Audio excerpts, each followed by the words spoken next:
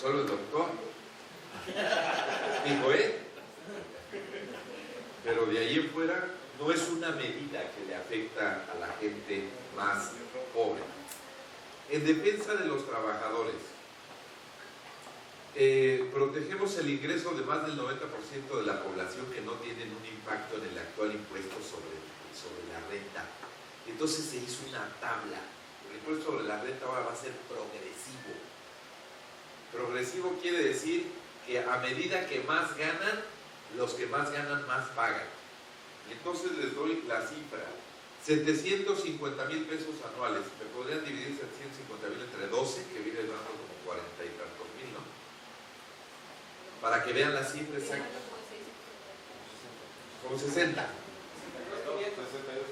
¿Quién de ustedes gana 62,500? Normita, ¿te pagan 62,500? ¿No, verdad? Más o menos, acá más o menos. Bueno, Rosalito, sí. Y los gana. Bueno, qué bueno que lo dijo así. No me hagan reír. ¿Saben quién gana eso?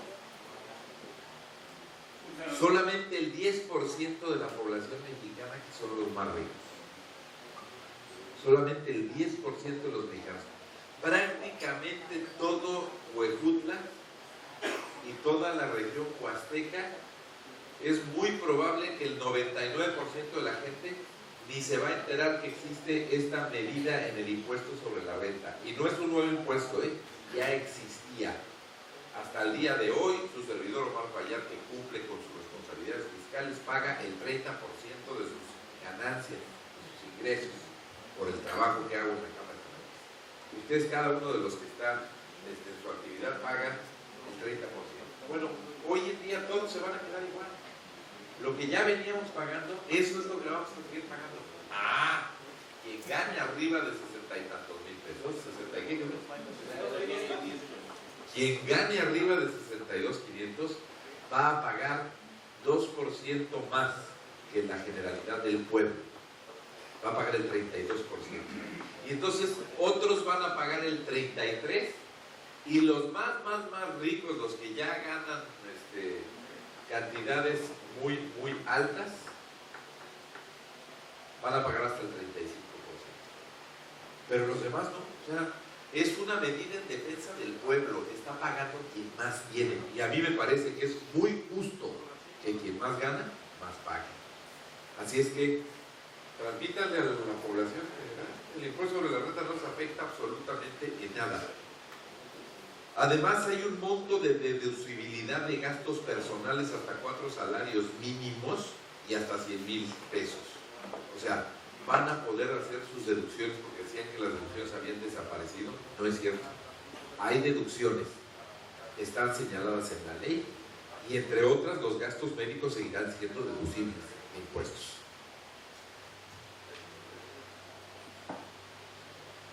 Se estableció un esquema en el que no se aumentan las cuotas de seguridad social de los trabajadores de menores ingresos. Mentira que le estamos subiendo las cuotas del seguro o del ISSSTE a los que menos tienen y menos ganan. No hay aumento de cuotas para los que menos ganan y para los que menos tienen. No se va a ver afectada la aportación del Fondo de Vivienda de los trabajadores para efectos del seguro de desempleo. Originalmente se había planteado que se fondeaba el seguro de desempleo con el Fondo de Vivienda de los Trabajadores. No es así.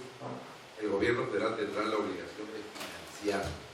Y bueno, ya que lo señalo, por primera vez en la historia con esta reforma, y tengo que decirlo como es, por primera vez en la historia, todos los adultos mayores de 65 años van a tener una pensión universal. ¿Qué significa esto? A ver, hay muchos que ya tienen pensión. Algunos de ustedes, si son trabajadores al servicio del Estado, pues tendrán las prestaciones de trabajo del Estado.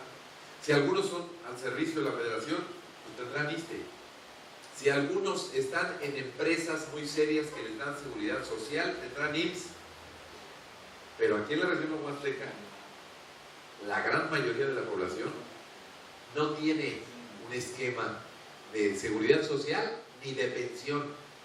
Por eso me resulta muy importante decirles que este es un logro importantísimo, porque a cada adulto mayor de 65 años que no tenga otro esquema de pensión, o sea, no se suma, el que tiene IMSS ya tiene IMSS, el que tiene ISSSTE ya tiene ISSSTE, el que tiene de gobierno municipal o de gobierno estatal ya tiene esquema, pero el que no tiene nada va a tener derecho a una pensión. Y eso creo que es digno de aplaudirse en una medida que había sido ofrecida por el presidente Peña Nieto desde campaña y que hoy se está logrando a través de una gran reforma hacendaria, en la cual yo celebro y aplaudo a los partidos políticos que acompañaron al PRI en esta decisión, que me parece fundamental para México, porque cuando una persona ya dio todo de su vida y no tiene, perdónenme la expresión, ni para comer, cuando menos tendrá en los esquemas del Coneval una cantidad que le permitirá hacer frente a sus alimentos y a sus medicamentos. Cuando menos. Esperemos seguir teniendo conquistas para que esta pensión generalizada todavía surta mayores y mejores efectos en la sociedad. Y por primera vez en la historia, algo que se antojaba increíble en México,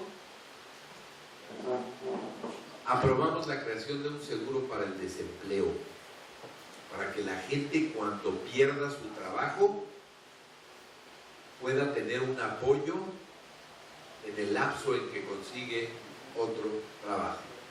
Y me parece que estos son logros muy importantes de la reforma hacendaria, logros sociales, porque esto no tiene que ver mucho con el tema hacendario, tiene más que ver con el tema social, de responsabilidad social y de compromiso con la gente. Por eso me parecía importantísimo que ustedes lo supieran. Esta reforma elimina privilegios, elimina el régimen de consolidación fiscal. A lo mejor para ustedes resulta complejo, es un tema muy técnico, no sé si ustedes sepan del régimen. Bueno, Daniel Andrade seguramente sí, porque es contador, pero él sabe perfectamente que este régimen permitía a las empresas, que tenían muy importantes ganancias, diluir sus ganancias en otras empresas. Andaban comprando empresas quebradas para evadir y eludir impuestos, y la ley se los permitía porque se permitía hacer una declaración consolidada. Con esta reforma se termina la consolidación y con eso se acaba un régimen de privilegio para los más ricos. Se va a gravar con una tasa del 10% las ganancias de la compra y venta de acciones en la bolsa de valores. ¿Qué tal? Los que tenían su lana en la bolsa no pagaban impuestos. ¿Cuántos de ustedes tienen dinero en la bolsa mexicana de valores? ¿Y cuánta gente en la Huasteca cree que la tiene? ¿Tú tienes tu ganancia, Rubén? No, ¿verdad? No le pega a la gente pobre, a la gente de clase media, no le pega a la gran mayoría de los mexicanos. Pero ese pequeño porcentaje que sí tiene mucha lana, que tiene lana en la bolsa, las ganancias de la bolsa van a ser grabadas. Y qué curioso, ¿no? Imagínense que podías ganar miles de millones de pesos aquellos que tienen mucho dinero en la bolsa, y eso no pagaba impuestos sobre la renta. ¿No les parece que es acabar con un privilegio? Bueno, hubo quien se atrevió, acuérdense que Banamex se atrevió a hacer la venta del banco Banamex a través de acciones en la bolsa para no pagar el impuesto sobre la renta, y eso implicó una pérdida para el gobierno mexicano de 35,000 millones de pesos, o más, imagínense. Termina ese privilegio de los que más tienen. Se van a gravar con el 10% los dividendos que reciben las personas físicas. Se establece una tasa de 7.5 de utilidad para la extracción minera y del 8% en el caso de oro, plata y platino. Esto es, a las empresas mineras se les va a cobrar el 7.5% y además, si es mina de oro, plata o platino, 8%. ¿Qué es lo rescatable o lo destacable?